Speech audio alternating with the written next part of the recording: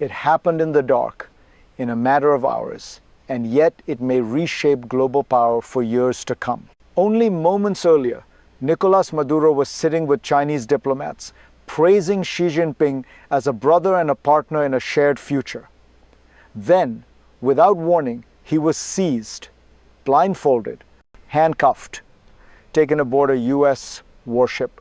This was not just a raid on a president. It was a message. When a superpower decides that sovereignty is optional, every country betting on stability has a problem, especially those who believed the rules still mattered. For decades, China has built influence through patience, oil contracts, infrastructure, long-term deals. Donald Trump operates on a different logic: shock, speed, and disruption. Tear up the rule book first, force everyone else to react later. And when those two worldviews collide, chaos is not an accident, it is the strategy. If you want to understand where global power is heading next, and why the global south is watching nervously, stay with me. Because this story is not really about Venezuela. What matters is what broke and what comes after. To understand why this moment matters, we need to be precise about what actually changed. This was not regime change in the traditional sense. It was not diplomacy. It was not even deterrence. It was a direct assertion that power, not process, now decides outcomes. For years, China assumed that the international system, however imperfect, rewarded consistency. If you invested, if you respected sovereignty, if you played the long game, influence would accumulate. Venezuela was a textbook case of that logic. Trump shattered it in a single night. By acting unilaterally, Washington didn't just remove a leader. It signaled that geography still matters, that hemispheres still exist, and that rules bend fastest when great powers feel threatened.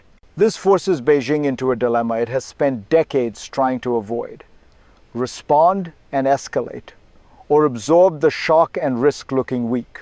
And that tension between restraint and retaliation is where the real story begins. Because before we can understand China's next move, we need to understand how it got here in the first place. To see why Venezuela mattered so much to Beijing, we have to rewind the clock. At the turn of the century, China's economy was accelerating faster than its access to energy. It needed oil. Venezuela needed cash. What followed was not ideology, but pragmatism. Railways, power plants, infrastructure, loans backed by crude. This was China's preferred model. No lectures, no regime change, no sudden moves. Just time, contracts, and mutual dependence. Over 2 decades, that relationship hardened into something strategic. Venezuela became proof that China could expand influence without confrontation, especially in regions long considered part of America's sphere. At the same time, Beijing was learning a broader lesson. The post-Cold War order rewarded those who appeared predictable. Chaos was costly. Stability compounded. That belief shaped China's entire global South strategy, which is why what happened next was so destabilizing. Because the raid didn't just remove a partner. It attacked the very assumption China had been building on for years. And that is where the first real crisis begins. The first crisis was not economic. It was psychological. Within hours of the raid, the images did the damage. A man who had just been presenting himself as a partner of China, a symbol of sovereign defiance, was suddenly reduced to a detainee under American control. For Beijing, this was jarring. It revealed something China had long tried to ignore: that its investments, its contracts, even its alliances could be rendered fragile overnight by a single decision in Washington. The crisis deepened when US officials made their logic explicit. This was not about Venezuela alone. It was about control, about spheres, about drawing lines that had supposedly faded after the Cold War. And here is the uncomfortable truth China had to confront. Stability only works when everyone agrees to preserve it. When one player embraces disruption, the long game becomes vulnerable. If you are a country that has built influence quietly, patiently, This is the moment that forces a reckoning, because if this can happen here, it can happen elsewhere.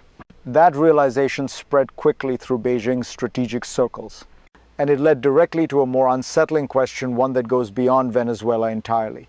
Beneath the drama, a deeper mechanism was exposed. This was not simply about oil, or ideology, or even Venezuela. It was about how power is exercised when the old constraints no longer feel binding. China's rise has been built on a quiet bargain with the international system. Avoid direct confrontation, respect borders, and let economics do the heavy lifting. Influence would grow without alarms being triggered. Trump inverted that logic. By acting abruptly and publicly, Washington demonstrated that it was willing to accept chaos as a tool. Uncertainty became leverage, speed replaced process, and ambiguity did the work that diplomacy once did. For Beijing, this was deeply unsettling because it undermined the core assumption behind its strategy, that restraint is rewarded. Instead, the raid suggested something far harsher.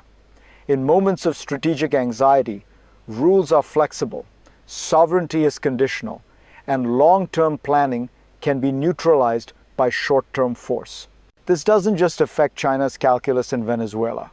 It reshapes how every investment, every partnership, every promise is weighed. Because once disruption proves effective, it invites repetition. And that realization set the stage for a second, far more dangerous escalation. The second crisis unfolded more quietly, but it cut deeper. As Beijing absorbed the shock, a new anxiety surfaced, a precedent. Not the legal kind, but the strategic one. If unilateral action could be justified in Caracas, what stopped it from becoming a pattern elsewhere? American officials were unusually blunt. This was the Western Hemisphere. A line had been drawn, and it was clear who the message was meant for. For China, this was a red flag, not because it planned to retaliate immediately, but because it had spent years trying to avoid precisely this moment, one where its presence itself became the trigger. The crisis was no longer about losing an ally. It was about being boxed in. Respond too forcefully, and Beijing risks accelerating a confrontation it does not want. Stay silent, and it risks signaling that its investments and partners can be overridden without consequence. This is the danger of shock politics. It compresses time. It forces decisions before strategies are ready. And as Chinese strategists debated their options, another fear crept in that the damage might not be reversible. Because once uncertainty spreads, it rarely stops at borders. And that is when the impact begins to reach ordinary people. At some point, strategy stops being abstract. If you are an ordinary Venezuelan, this moment doesn't feel like geopolitics. It feels like fear, uncertainty. Another reminder that decisions made far away can collapse daily life overnight. And if you are watching from the global south, from Africa, from Southeast Asia, from Latin America, you are quietly asking yourself a different question. What does protection really mean? You were told that investment brings stability, that partnerships reduce risk, that sovereignty is respected if you choose your allies carefully. Now you see how fragile that promise can be. For people on the ground, chaos doesn't arrive as a headline. It arrives as frozen projects, delayed salaries, rising prices, and the sense that no one is in control. It is exhausting. And it breeds mistrust not just of Washington, but of the entire system. If you feel that unease, you're not alone. This is why moments like this matter. Because once people stop believing the rules protect them, they start preparing for something else. And when that mindset spreads across borders, the consequences stop being local, they become global. What happened in Venezuela did not stay in Venezuela.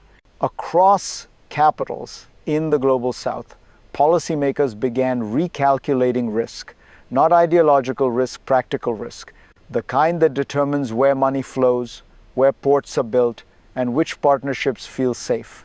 For China, this is the most dangerous ripple effect. Its long-term strategy depends on being seen as predictable, patient, and non-threatening, a counterweight to Western volatility. But when American power is exercised so openly and unpredictably, it forces others to ask whether Chinese partnerships might invite unwanted attention. That hesitation matters, because trade routes, energy supplies, and food security are not abstract. They shape inflation, employment, and political stability far from Washington or Beijing. The message from the United States was clear. Influence in this hemisphere will be contested, aggressively. The unintended consequence is just as clear. Every country now wonders where the next line might be drawn and whether they will be standing on the wrong side of it. This is how regional actions become global shocks. And it is why the question ahead is no longer about what happened, but about what happens next. Because the future now branches in very different directions. From here, the future splits into three possible paths. The first is the optimistic scenario. The shock fades. Washington clarifies its intentions. Beijing adapts quietly. Venezuela stabilizes under a new equilibrium. The system absorbs the disruption and moves on, slightly bruised but intact. The second path is murkier. Uncertainty lingers. China becomes more cautious, slowing investment in sensitive regions. Governments hedge, diversifying partners, avoiding visibility. Growth continues, but trust erodes. The world becomes less integrated, more transactional, more anxious. Then there is the darkest scenario. In it, shock becomes habit. Precedent hardens into policy. Great powers act first and justify later. Smaller states prepare for volatility, not cooperation. Long-term planning gives way to short-term survival. This is the path Beijing fears most. Not because it loses one country, but because the environment it relies on stability disappears. China does not need chaos to lose. It only needs chaos to persist. Which scenario unfolds will depend on choices made in the coming months, on restraint, on signaling, on whether rules are repaired or abandoned. And that brings us to the final question, what this moment ultimately teaches us. What this moment ultimately reveals is something uncomfortable. The post-Cold War order was never as stable as it looked. It functioned because most major powers agreed quietly not to test its limits too aggressively. That restraint was the system. When restraint disappears, the system doesn't collapse overnight. It frays, confidence erodes, and every actor begins planning for a world where rules may not hold when they matter most. China understands this instinctively. That is why chaos worries Beijing more than confrontation. Chaos makes long-term strategy impossible. For the Global South, the lesson is even sharper. Stability is not guaranteed by promises, partnerships, or principles alone. It depends on who is willing to enforce and who is willing to break. And for you watching this, the takeaway is simple but sobering. Moments like this don't announce a new era. They expose one that has already begun. If this analysis helped you see the bigger picture, stay with me, share it. Because in the next chapter, we'll look at where this logic leads next and which regions may be closer to the edge than we think. The world didn't just watch a raid, it watched a rule bend.